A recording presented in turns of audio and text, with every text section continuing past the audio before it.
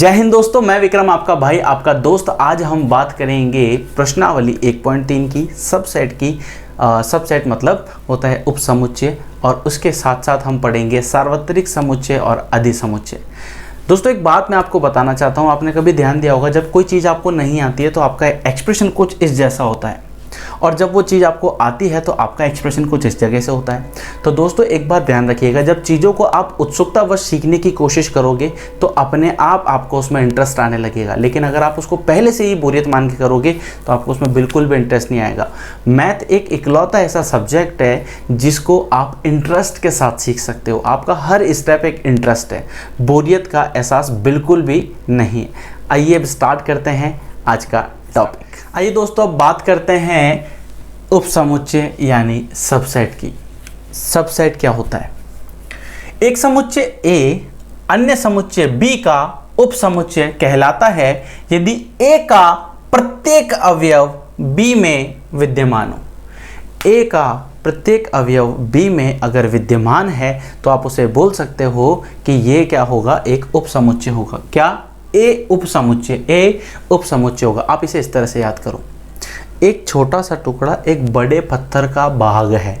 Simple सी बात, एक छोटा सा टुकड़ा, जैसे ये ढक्कन और ये पेन है, तो ये ढक्कन जो है हम उपसमुच्चय कब बोलेंगे कि ये ढक्कन जो है ये इसी का भाग है, इसी का ही भाग है। ये क्लियर हो गया पूरा?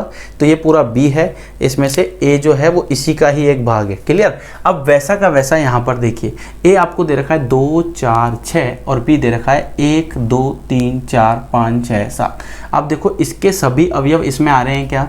सभी अवयव आ रहे हैं क्या? 2 आ रहा है, 4 आ रहा है, 6 आ रहा है क्या? तो देखो 2 आ रहा है, 4 आ रहा है, 6 आ रहा है। इसका मतलब है कि A जो है उपसमुच्चय है B का।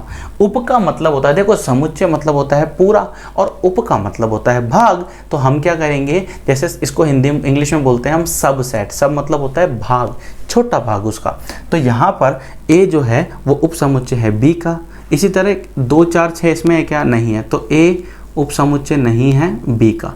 ठीक है, एक बात ध्यान रखना, इसको निरूपित किस तरह से करते हैं? इस तरह से कि A जो है वो उपसमुच्चय है B का। समझ में आया? A जो है उपसमुच्चय है B का। C जो होता है C, उसको थोड़ा सा दबा दो तो उपसमुच्चय का सिंबल बन जाएगा। अब देखो, यदि A बराबर x, x एक सम संख्या है और B आपको दे रखा है x बराबर n, जहाँ पर n जो है वो प्राकृत संख्याओं में से ली गई संख्या है। तो सबसे पहले तो A देखते हैं हम। A कितना आ जाएगा हमारे पास? A आ जाएगा n एक सम संख्या, A 2 4 6 8 10। ठीक है, इसी तरह से अच्छा कहाँ तक लेना है ये इसमें नहीं दिया गया है। इसी तरह से B की अगर हम बात करें तो x बराबर n, n एक क्या है? प्राकृत संख्या। अब ये जितनी भी संख्या है वो इसका भाग है ना, तो आप क्या बोल सकते हो कि A जो है वो सबसमुच्चय है B का। A जो है वो उपसमुच्चय है B का या सबसेट है B का। क्लियर हुआ? अब देखिए कुछ स्थिति है, प्रत्येक स्थिति को अलग अलग अवलोकन करते हैं। यदि A का प्रत्येक अवयव B में तथा B का प्रत्येक अवयव A में हो, अर्थात A का प्रत्येक अवयव किसमें है? B में, और B का प्रत्येक अवयव किसमें है? A के अंदर। आप इसको बोल सकते हो कि A जो है वो उपसमुच्चय है B का और B जो है वो उपसमुच्चय है A का। ठीक है, तब समुच्चय A B का विषम समुच्चय कहलाता है। कब? जब A उपसमुच्चय हो B का और B उपसमुच्चय हो A का। इन दोनों केस के अंदर हम क्या बोलेंगे? A जो है वो क्या है? विषम उपसमुच्चय है। किसका? B का। क्लियर? और इसे हम साथ डिनोट करेंगे इस तरह से A C, इसके साथ में हम बराबर का साइन भी लगाएंगे। ध्यान रखना, बराबर का साइन, यानी ये आपने ऐसा बनाया, इसके साथ ऐसा वाला साइन भी लगाओ। ठीक है, अब देखो A जो है एक समुच्चय है। हर समुच्चय खुद का उपसमुच्चय होता है। हर समुच्चय खुद का उपसमुच्चय होता है। अब ये जो सिंबल है, ये इस सिंबल को हम बोलते हैं फॉर ऑल। ये क्या दिया हुआ है? A, जो कि क्या है? उपसमुच्चय। स्वयं तथा रिक्त समुच्चय को छोड़कर, स्वयं तथा रिक्त समुच्चय को छोड़कर अन्य सभी उपसमुच्चय को उचित उपसमुच्चय कहते हैं। क्लियर हो गया? अब देखिए तीसरा आपको दिया है कि फाई का मतलब क्या होता है, फाई कब लेते हैं हम, जब रिक्त होता है, ठीक है। तो फाई जो है वो सभी का उपसमुच्चय होता है, फाई जो है वो सभी का उपसमुच्चय होता है। माना ए जो है वो उपसमुच्चय है बी का और ए और बी जो है वो बराबर नहीं है, तो ए बी का उचित उपसमुच्चय कहलाता है प्रॉपर सबसेट और बी ए का अधि समुच्चय कहलाता है यानी सुपर सबसेट। अब इसको सिंपल सा याद करो, अगर दोनों बराबर है यानी कि दोनों में ए का प्रत्येक अवयव बी में है, बी का प्रत्येक अवयव ए में है, तो उसे हम बोलेंगे, ए जो है उसे हम बोलेंगे विषम उपसमुच्चय। अगर ए एक समुच्चय है बी का, ए एक समुच्चय है बी का और ए और बी ये दोनों आपस में बराबर समुच्चय नहीं है, तो उस केस के अंदर हम बोलेंगे कि ए जो है वो बी का क्या है, उचित समुच्चय, जिसे हम प्रॉपर सबसेट बोलते हैं, और बी जो है वो ए का क्या हो जाएगा, सुपर सेट, या आप इसे बोल सकते हो अधि समुच्चय। क्लियर। एक उदाहरण देखो, ए आपको दे रखा है 1 2 3 और बी आपको दे रखा है 1 2 3 4। देखो बराबर नहीं है, जब बराबर नहीं है तो आप क्या बोल सकते हो कि ये इसका क्या है, एक उचित उप समुच्चय। क्लियर हो गया। अब इसको थोड़ा सा ध्यान से देखो, यहाँ पर n है, ये सी मत समझना इसको, ये क्या है, उपसमुच्चय का चिन्ह है, तो इसको ये इतना सा भाग अलग है और ये इतना सा भाग अलग है। t जो कि होता है परिमेय संख्या, अपरिमेय संख्या, अपरिमेय संख्या जो है वो किसका भाग हो सकती है, किसका उपसमुच्चय हो सकती है, r का। r क्या है आपके पास, रियल नंबर, रियल मतलब होता है वास्तविक संख्या। इसी तरह से n का मतलब है प्राकृत संख्याएं, और प्राकृत संख्याएं किस में से आ सकती है, z के अंदर से, क्योंकि z क्या होता है, पूर्णांक। इसी तरह से z किस में से आ सकता है, परिमेय में से, और परिमेय को किससे लिखते हैं हम, q से दर्शाते हैं। और इसी तरह से q किस में से आता है, r में से, और r का मतलब होता है वास्तविक संख्या। समझ में आ गया। क्लियर। उम्मीद करता हूँ आपको ये समझ आ रहा होगा। वीडियो पसंद आया तो लाइक ज़रूर कीजिएगा। अब हम बात करेंगे इसके अंतराल की। आइए दोस्तों, अब बात करते हैं अंतराल के रूप में r के उपसमुच्चय, सार्वत्रिक समुच्चय, और फिर उसके बाद हम बात करेंगे घात समुच्चय की। देखिए, अंतराल के रूप में r के उपसमुच्चय क्या होगा, subset of r as an interval. इसमें 3 प्रकार होते हैं, वैसे 4 होते हैं पर हम 3 ही काउंट कर रहे हैं, क्योंकि जो तीसरा वाला है और तीसरा और चौथा है उसे हम एक ही मान लेते हैं। अब देखिए, खुला या विवृत अंतराल भी बोलते हैं इसे, इसका मतलब होता है ओपन इंटरवल। ओपन मतलब होता है खुला, तो खुला अंतराल किसे कहते हैं, खुले अंतराल को हम इस तरह से दर्शाते हैं, ए और बी और दोनों तरफ छोटे वाले ब्रैकेट, छोटे वाले ब्रैकेट, छोटे वाले ब्रैकेट। इस तरह से याद रखो कि छोटा ब्रैकेट होगा तो जल्दी से टूट जाएगा, छोटा ब्रैकेट होगा तो जल्दी से टूट जाएगा। इसका मतलब है कि यहाँ पर अगर मैंने लिखा 1 और 4, तो आपको 1 और 4 के बीच की संख्याएं लेनी है, जैसे 2 ले लिया और 3 ले लिया, इसके अलावा आप संख्याएं नहीं ले सकते अगर प्राकृत संख्याओं की हम बात करें। और ये जो मैंने यहाँ पर किया है ये इसका संख्या रेखा पर निरूपण है। क्लियर। इसके बाद अगर हम बात करें बंद या संवृत अंतराल की, जिसे हम क्लोज्ड इंटरवल भी कहते हैं, तो यहाँ पर देखिए किस तरह से लिखेंगे। अब इसने कहा क्लोज, यानी कि आपको दरवाज़ा लगाना है मजबूती वाला, तो यहाँ पर ये जो है आप देखना, यहाँ पर ये दोनों खाली है, यहाँ पर ये दोनों भरे हैं, इसका मतलब है इसे हम लिखेंगे इस तरह से। ठीक है, ए को भी गिनना है, बी को भी गिनना है। और आप यहाँ भी देख सकते हो, जब भी इस वाले साइन के साथ ऐसा लग जाता है, इसका मतलब है कि बड़ा वाला क्या है, इंटरवल, या ऐसे लग जाता है। तो समझ में आया, ये ध्यान रखना। इस साइन के साथ अगर ये लग गया तो ये लग जाएगा, और अगर मान लीजिए ये सिर्फ ऐसा ही साइन है ना, तो ये है इसका मतलब, और ये ऐसा ही साइन है तो इसका मतलब ये है। क्लियर। इसी तरह से अगर हम बात करें अर्ध संवृत एवं अर्ध विवृत अंतराल, सेमी क्लोज्ड और सेमी ओपन इंटरवल, सिंपल है। एक बार बंद रख दिया, एक तरफ से बंद रख दिया और एक तरफ से खुला रख दिया, तो यहाँ से हमने क्या कर दिया, बंद, और यहाँ से कर दिया खुला। अगर यहाँ पर मैं ऐसे लिखता हूँ 1 और 5, तो इसका मतलब 1 को तो लेना ही है, 1 ले सकते हैं, 2 ले सकते हैं, 3 ले सकते हैं, 4 ले सकते हैं, 5 को नहीं गिनना। यहाँ पर अगर आप देखो इधर खुला है, तो मान लीजिए मैंने लिख दिया 1 और यहाँ लिख दिया 5, तो इसका मतलब हम क्या ले सकते हैं, 2 ले सकते हैं, 3 ले सकते हैं, 4 ले सकते हैं और 5 ले सकते हैं। इसलिए इन दोनों को हमने एक में ही काउंट किया है। उम्मीद करता हूँ ये आपको समझ आ रहा होगा। वीडियो पसंद आ रहा हो तो लाइक ज़रूर कीजिएगा। सार्वत्रिक समुच्चय की अगर हम बात करें, यूनिवर्सल सेट। दोस्तों, इस वीडियो में अगर आपको कोई पार्ट में प्रॉब्लम आती है तो आप एक काम कीजिएगा, डिस्क्रिप्शन बॉक्स में मेरा नंबर है, वहाँ से आप मुझे व्हाट्सएप पे मैसेज कर दिए, सर इस पर्टिकुलर टाइम पर मुझे ये प्रॉब्लम आ रही है। सार्वत्रिक समुच्चय या यूनिवर्सल सेट। सा का मतलब होता है सार्वत्रिक समुच्चय।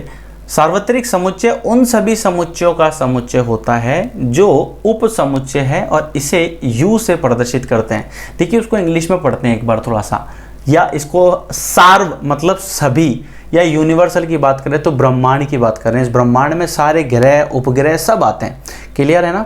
तो जब भी यूनिवर्स की बात कर रहा है तो वो सारा समुच्चयों का एक बड़ा संग्रह, ठीक है। इसके बाहर अब कुछ भी नहीं है, तो आप इसे U से प्रदर्शित करोगे। इसके उपसमुच्चय को ABC से प्रदर्शित करते हैं। जैसे A एक उपसमुच्चय है तो 2 4 6 8, ठीक है। आप B एक समुच्चय है 1 3 5 7 9, तो इसका सार्वत्रिक समुच्चय या इसका यूनिवर्सल सेट जो है वो क्या बन जाएगा, 1 से लेकर 9 तक की संख्याएं, या आप बोल सकते हो प्राकृत संख्याएं, क्लियर है। इसी के बाद हम बात करते हैं घात समुच्चय की, जिसे हम पावर सेट कहते हैं। देखिए थ्योरेटिकल पार्ट है, थोड़ा सा ध्यान से पढ़िएगा, इसके नोट्स बना लीजिएगा ताकि एग्जाम टाइम में आपको कम टाइम में ज़्यादा रिवाइज कर सको, क्लियर।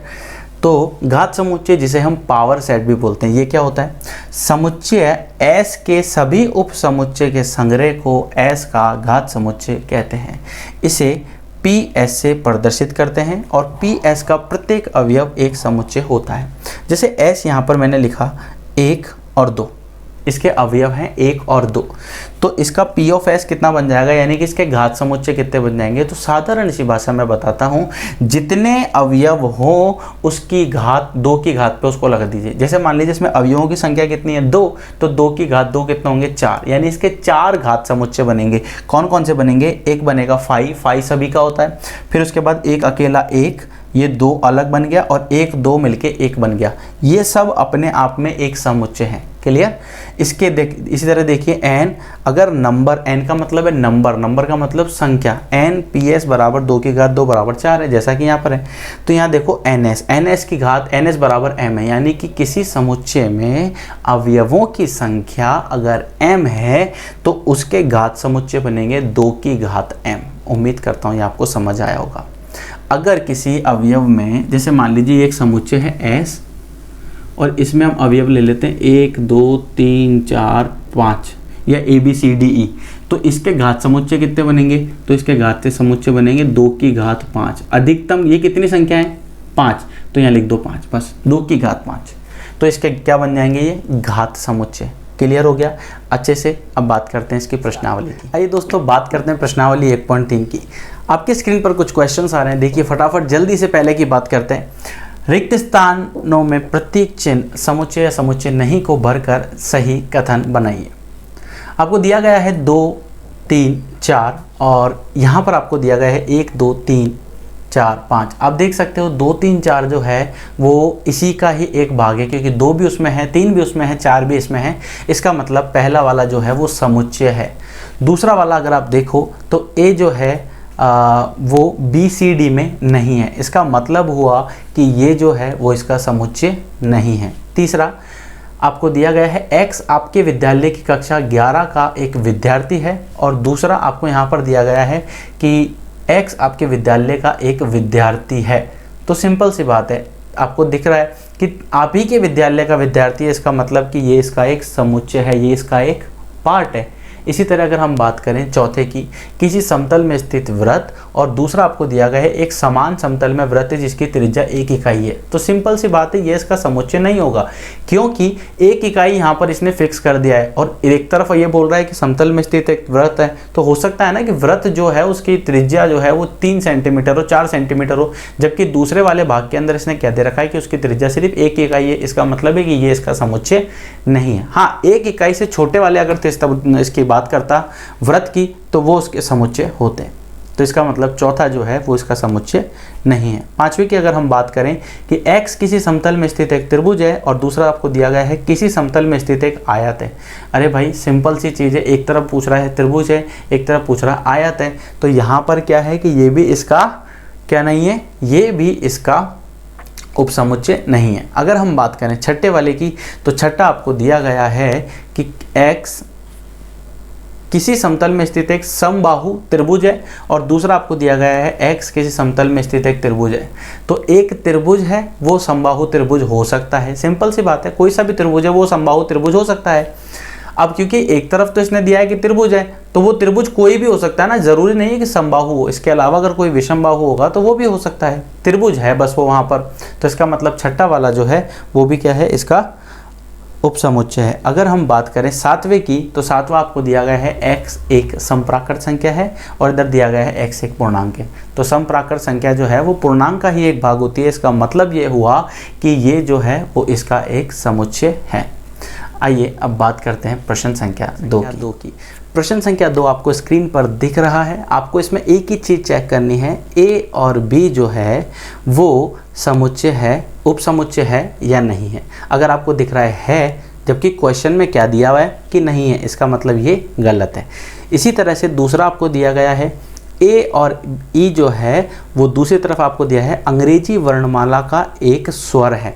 तो आपको दिख रहा है कि अंग्रेजी वर्णमाला के स्वर होते हैं ए ई आई ओ यू और उसी का एक उपसमुच्चय है ए और ई, और यहाँ पर दिया है कि ये इसका उपसमुच्चय। इसका मतलब क्या है कि ये सही है। अगर हम बात करें 1, 3 और 1, 2 और 3 और यहाँ पर आपको दिया है 1, 3 और 5, तो आपको दिख रहा है कि इसने बताया है कि ये इसका उपसमुच्चय है, जबकि दिख क्या रहा है कि इसका उपसमुच्चय नहीं हो सकता। क्यों? क्योंकि 2 जो है वो 1, 3, 5 का अवयव नहीं है। ठीक है। इसी तरह से हम बात करें चौथे की, तो चौथा है आपका, चौथा क्या दिया है ए, और यहाँ पर भी आपको दिया है ए। आपको बीच में जो साइन दिया गया है वो है समुच्चय का, इसका मतलब है कि ये इसका समुच्चय है। पांचवे की बात करें तो पांचवा आपको दिया गया है ए और यहाँ पर आपको दिया गया है ए, बी और सी। अब इसने क्या कहा कि ए जो है वो बिलोंग करता है ए बी सी में से, लेकिन एक बात ध्यान रखना, यहाँ पर जिसकी बात कर रहा है वो समुच्चय है, जबकि समुच्चय नहीं होगा। इस बात का ध्यान रखना। पांचवा वाला बहुत ध्यान से रखना कि पांचवा जो है वो क्या है, गलत है। ए बी सी के जो अवयव हैं वो ए बी सी और ए बी सी है, लेकिन इसने यहाँ पर जो पूछा है आपसे वो समुच्चय के रूप में पूछ रहा है। क्लियर? उपसमुच्चय के रूप में। ठीक, तो पांचवा वाला जो है वो इसका गलत है। अगर हम बात करें छठे की, तो छठा आपको दिया गया है x संख्या 6 से कम एक समप्राकृत संख्या है। तो 6 से कम समप्राकृत संख्या कौन सी होगी? 2, 4। ठीक है, 6 से कम बोला है तो 2 और 4, और दूसरी तरफ इसने दिया है कि x एक प्राकृत संख्या है जो संख्या 36 को विभाजित करती है। तो सिंपल सी बात, 2 और 4 36 को विभाजित करते हैं, और इसने दिया भी है कि ये इसके समुच्चय के साइन के साथ, इसका मतलब है कि ये क्या है, इसका सही आंसर है। आइए दोस्तों बात करते हैं प्रश्न संख्या 3 की, जो कि आपका होमवर्क है। आपको एक क्वेश्चन करना है क्योंकि सेम है प्रश्न संख्या 2 की तरह। अब हम बात करते हैं प्रश्न संख्या 4 की। प्रश्न संख्या 4 आपको दिया गया है, निम्नलिखित समुच्चयों के सभी उपसमुच्चय लिखिए। अब जैसा कि आपको पता है, मैंने उपसमुच्चय के लिए आपको फॉर्मूला बताया था, जितने अवयव हो किसी समुच्चय में हम 2 की घात उतने लिख देंगे। जैसे मान लीजिए यहाँ पर आपको दिया गया है ए, ये मैंने आपको दिया ए। अब इसके कितने अवयव बन सकते हैं? फॉर्मूला मैंने आपको बताया था। मान लीजिए ये एक समुच्चय है, ठीक है। अब इसके कितने अवयव बनेंगे? तो हम लिखेंगे पी ए। यहाँ पर ये कितना है, देखो 2 की घात, अवयवों की संख्या कितनी है? 1, तो 2 की घात 1 लिख देंगे। यहाँ पर 2 अवयव आ जाएंगे। अब वो 2 अवयव है कौन कौन से? तो पहला अवयव तो बन जाएगा फाई, और दूसरा अवयव बन जाएगा कितना? ए। पहला अवयव फाई और दूसरा अवयव, इस तरह से इसके 2 आपका उपसमुच्चय बनेंगे। अगर हम बात करें, ये इसका फर्स्ट पार्ट था। अब अगर हम इसके सेकंड पार्ट की बात करें, तो सेकंड पार्ट आपको दे रखा है, यदि ए और बी हो तो बड़ा सिंपल सा है। ए और बी आपको दे रखा है, अवयवों की संख्या कितनी है? 2। 2 की घात 2 कितना होता है? 4, यानी इसके उपसमुच्चयों की संख्या होगी 4। कौन कौन से बनेंगे? एक बनेगा फाई, एक बनेगा ए, एक बनेगा बी, एक बनेगा ए बी। इस तरह से ये आपके पास 4 इसके उपसमुच्चय आ गए। अगर हम बात करें तीसरे की, तो तीसरा आपको दिया गया है कितना? तीसरा आपको दिया गया है 1, 2, 3। 1, 2 और 3। अवयवों की संख्या 3, 2 की घात 3 कितना होता है? 8। इसका मतलब इसके कुल कितने उपसमुच्चय बनेंगे? 8। कौन कौन सा? पहला तो हो गया फाई, फिर हो गया 1, फिर हो गया 2, फिर हो गया 3, फिर हो गया इसका 1 और 2, फिर हो गया इसका 1 और 3 और फिर हो गया इसका 1 2 और 3, उल्टा मत कर देना, 3 2 मत कर देना। अब देखिए 1 2 3 4 5 6 7, एक और बनेगा कौन सा, 1 2 और 3, इस तरह से ये 8 इसके उपसमुच्चय बनेंगे। क्लियर हुए। अगर हम बात करें प्रश्न संख्या, इसी का एक चौथा पार्ट और है। अगर हम चौथे वाले भाग की बात करें, फाई दिया है तो फाई का उपसमुच्चय फाई ही होता है। सिंपल सी बात है। चौथा आपको दिया गया है फाई, तो फाई का जो उपसमुच्चय है, फाई का उपसमुच्चय फाई ही होता है। अगर हम बात करें प्रश्न संख्या 5 की, तो प्रश्न संख्या 5 आपको दिया गया है पी ए के कितने अवयव हैं यदि ए बराबर फाई हैं।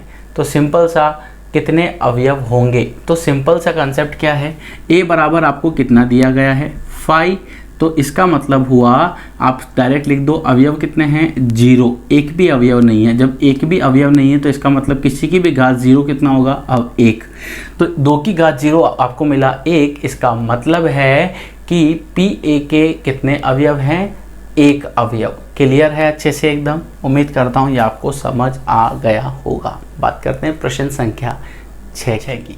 प्रश्न संख्या 6 आपको दे रखा है, इससे आपको अंतराल बनाना है। तो बड़ा सिंपल सा है, मैंने आपको तरीका बताया था क्या, -4 लिख दो, फिर कॉमा लगाओ, फिर 6 लगा दो। जिसकी तरफ ये वाला जो साइन है छोटे बड़े वाला, अगर इसके साथ बराबर भी है तो ये वाला साइन लगेगा, बराबर नहीं है तो ये साइन लगेगा। जैसे यहाँ पर ये दिया गया है, तो इसको मैं किस तरह से लिखूँगा, इसको मैं लिखूँगा, देखो -10 है यहाँ पर, -12 और -10, और इन दोनों के साथ में क्या है, बराबर के साथ वाले साइन नहीं है। यहाँ पर आप देख सकते हो कितना है, 0 और 7 लिख दिया। देखो इसके साथ बड़ा है तो ये लिख दिया, इसके साथ छोटा क्योंकि इसके साथ बराबर का साइन नहीं है। इन दोनों के साथ बराबर है तो आप इसको क्या लिख सकते हो, 3 और 4। ये तो हुआ अंतराल के रूप में लिखना। अगर हम बात करें कि आपको ये दे दिया गया हो और इससे अंतराल बनाने हो तो किस तरह बनाएंगे, तो जैसे यहाँ पर दिया हुआ -3 से 0, आपको तो सिर्फ इसका ध्यान रखना है। तो किस तरह से लिखोगे, x:x belongs to r, r मतलब होता है क्या, वास्तविक संख्या है। तो x का जो मान है वो कितना होगा, x का मान -3 से बड़ा और 0 से छोटा। इसी तरह अगर इसकी बात करें तो यहाँ पर भी क्या है, x बिलोंग्स टू r, ये कितना है 6 और ये कितना है 12, दोनों तरफ बड़ा ब्रैकेट लगा हुआ है, यानी कि x का जो भी मान होगा इससे बड़ा या इसके बराबर होगा, और x का जो भी मान होगा वो 12 से छोटा या उसके बराबर होगा।